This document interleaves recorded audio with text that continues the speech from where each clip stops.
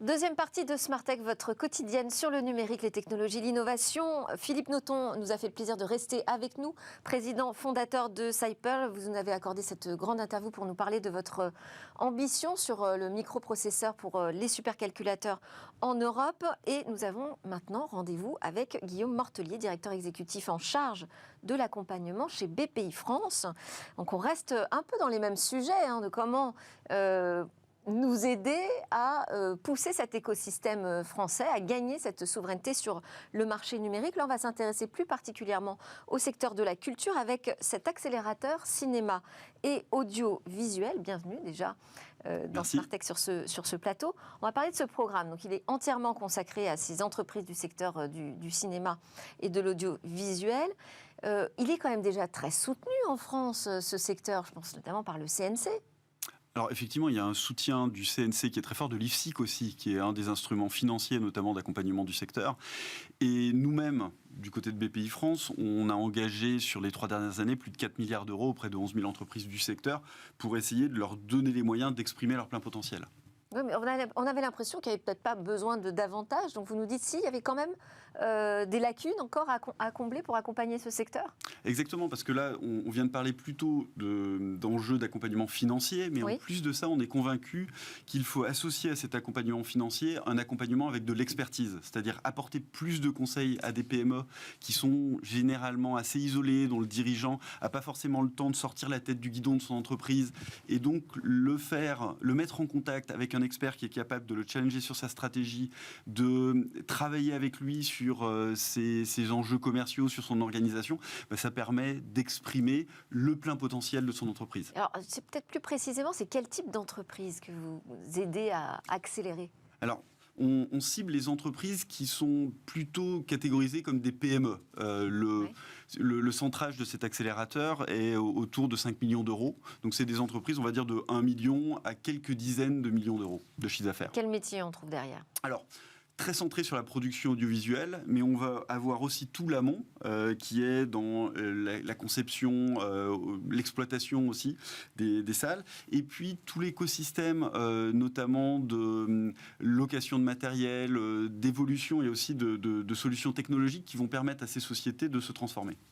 Alors, évolution technologique, on imagine bien que tout ce secteur a été fortement bouleversé par l'arrivée des plateformes numériques dans la distribution, la manière de finalement trouver des nouveaux modèles économiques de distribution de la culture, de nouveaux modes de consommation qui sont imposés dans la société. À quel point cette industrie a été chahutée et à quel point elle est aujourd'hui en difficulté ? Alors, l'industrie est challengée, comme beaucoup d'industries, par les enjeux de digitalisation et qui amène en fait des évolutions profondes sur les modes de consommation en fait de la production audiovisuelle. Et ça amène ces entreprises-là, qui sont pour la plupart des PME, à bien sûr résister d'une certaine manière, mais aussi à saisir les opportunités. Et c'est là-dessus qu'on insiste avec le CNC sur cet accélérateur, c'est de se dire, en fait, ces évolutions, pour des structures qui ont des tailles qui leur permettent d'être très agiles, en fait, est source d'opportunités. Et saisir ces opportunités, notamment sur le digital, sur certaines niches, je pense notamment à une société que vous connaissez certainement, qui est Fortiche Productions, qui a créé Arcane, qui est une série qui passe sur Netflix, qui a été récompensée d'ailleurs l'an dernier de la meilleure adaptation de jeux vidéo sur une série. Et ben, eux, typiquement, ils se sont vraiment saisis de cette tendance-là et ont été capables, avec un savoir-faire qui est très français en fait, qui est incarné notamment par l'école des Gobelins, qui permet de générer régulièrement des talents qui permettent justement à ces sociétés de se développer, eh bien, a été capable de saisir ce type d'opportunités.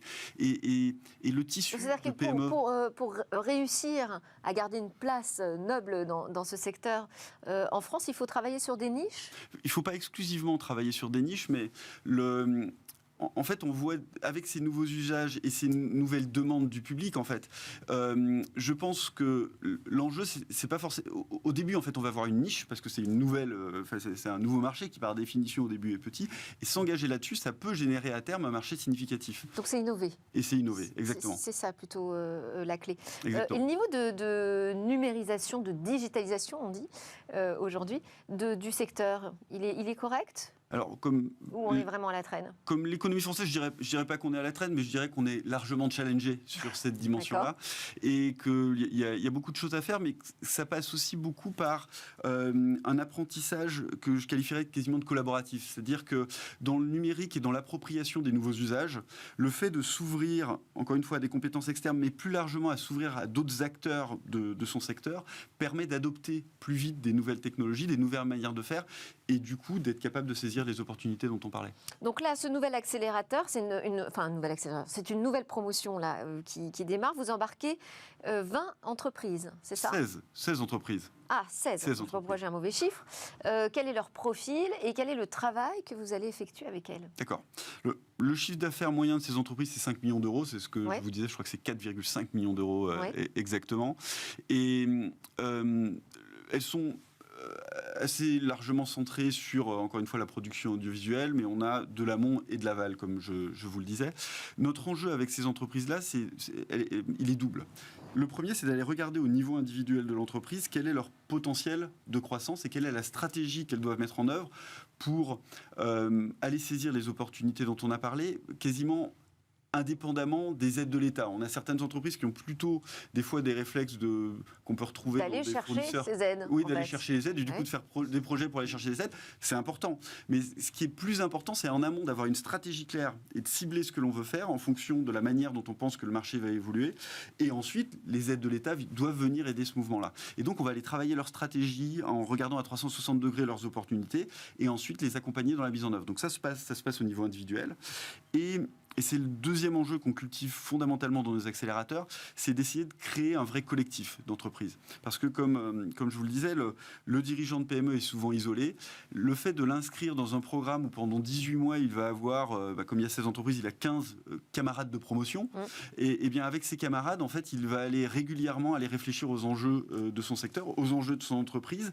Et du coup, créer au sein de ce collectif une connaissance intime à la fois personnelle, mais aussi dans l'intimité de leur entreprise. Et de cette connaissance intime, en fait, on voit des projets se générer parce que on va se donner des coups de main, on va s'aider à l'export, et ça permet aux entreprises de se structurer et ensuite de croître. Alors ça, c'est pas énorme par rapport, j'imagine, à l'écosystème existant. Comment vous les avez sélectionnés? On les a sélectionnés avec le CNC, avec 2 critères fondamentaux. Un, la solidité et le potentiel de croissance de l'entreprise.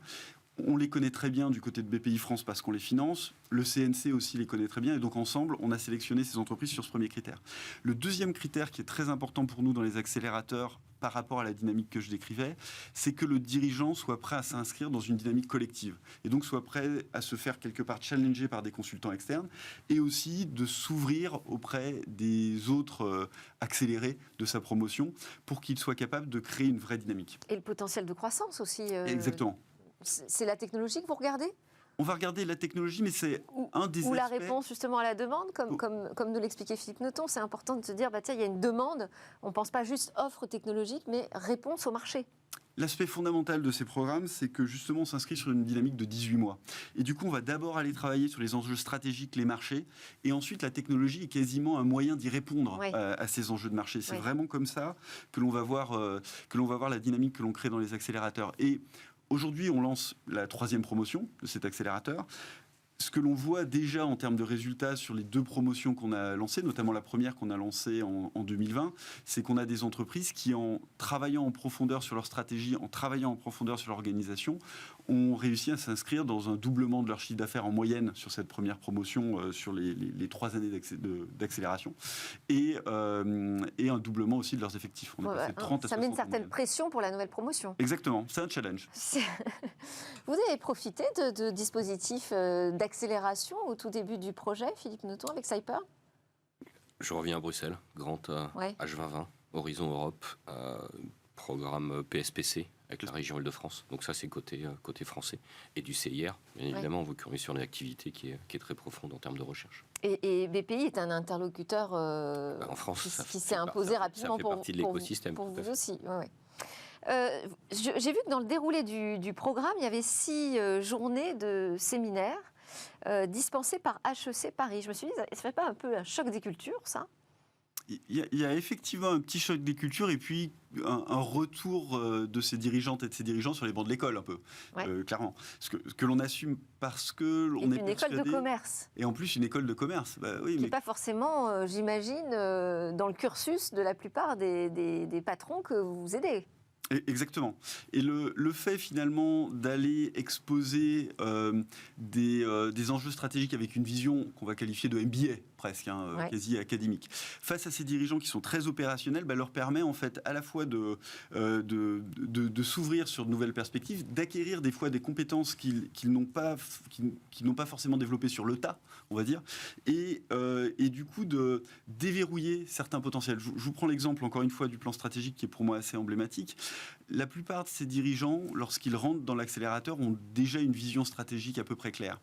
Ils ne l'ont pas nécessairement formalisée, ils n'ont pas forcément utilisé les outils pour embarquer leur comité de direction et l'ensemble de leurs équipes sur ce plan stratégique-là. Ce qu'on va faire avec HEC comme avec les experts que l'on fait intervenir, c'est que l'on va leur donner les outils justement pour cadrer ce plan et embarquer ces équipes. Est-ce qu'il y a des business models à inventer aussi dans le domaine de la diffusion des contenus culturels ? Est-ce qu'aujourd'hui, on n'est pas un peu forcé de suivre finalement ce qu'imposent des plateformes comme Netflix ou Disney ?